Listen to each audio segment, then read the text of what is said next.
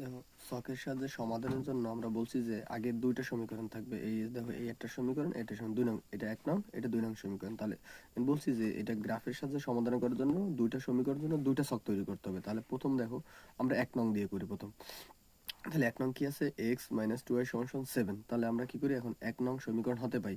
তাহলে আমরা বলছি যে এই সমীকরণের মধ্যে ছক তৈরি করার জন্য x হচ্ছে স্বাধীন চলক, x হচ্ছে ইচ্ছা মতো মান নিতে পারবে, আর y হচ্ছে কি অধীন চলক, y ইচ্ছা মতো মান গ্রহণ করতে পারবে না। এই জন্য x এ বিভিন্ন মানের জন্য আমরা y এর মান বের করব, তাই তো। এই জন্য 1 নং সমীকরণ থেকে আমরা প্রথম y এর মান বের করব। কিভাবে বের করবো তাহলে দেখি। দেখো, এখানে আছে কি, তাহলে বাম পাশে আছে x - 2y = হচ্ছে 7।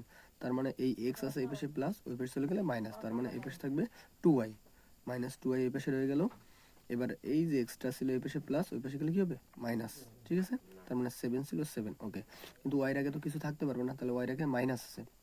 তাহলে মাইনাস দ্বারা সবাই গুণ করি, মাইনাস দ্বারা এটা গুণ করলে এটা প্লাস, 7 এর আছে প্লাস হয়ে যাবে মাইনাস, এক্স আছে মাইনাস হয়ে যাবে প্লাস, এই জন্য এক্সটা প্লাস হবে, এই জন্য এক্সটা আগে লিখলাম, 7টা মাইনাস হবে, এই জন্য পরে লিখলাম, ওকে। এবার আছে 2y, 2 এর সাথে আছে 2, 2 আছে এই পাশে গুণ, ওই পাশে গেলে কি হবে, ভাগ।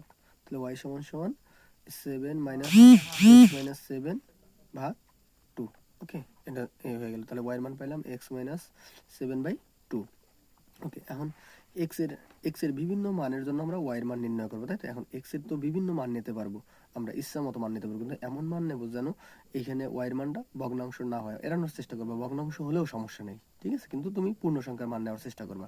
কিন্তু তার আগে আমি বলছি যে x এর এমন একটা মান নিতে হবে, অন্তত একটা মান নিতে হবে যে মানটা তোমার সমাধান হবে, মানটা ওই একটা মান তুমি ঠিক মতো নিতে হবে। তারপরে তুমি যে কোনো মান নাও, সমস্যা নেই, তুমি সেই মানটা কোনটা হবে সেইটা বোঝার জন্য আমি বলছিলাম কি, আগে একটা মান ঠিক মতো নিতে, একটা সমীকরণটা সমাধান করতে হবে। কিভাবে, এখান থেকে এক্স এর মান বের করবো। এক্স এর মান বের করার জন্য দেখো, প্রথম দেখো এখানে আছে 2টা ওয়াই, এখানে আছে কত, একটা ওয়াই। তাহলে ওয়াই কাটতে হবে, তার মানে এই যে 2 নং সমীকরণটা, প্রথম সমীকরণটা দেখো, ওয়াই কাটতে হলে এখানে 2টা ওয়াই, এখানে আছে একটা ওয়াই, তাহলে এখানেও 2টা ওয়াই বানাতে হবে।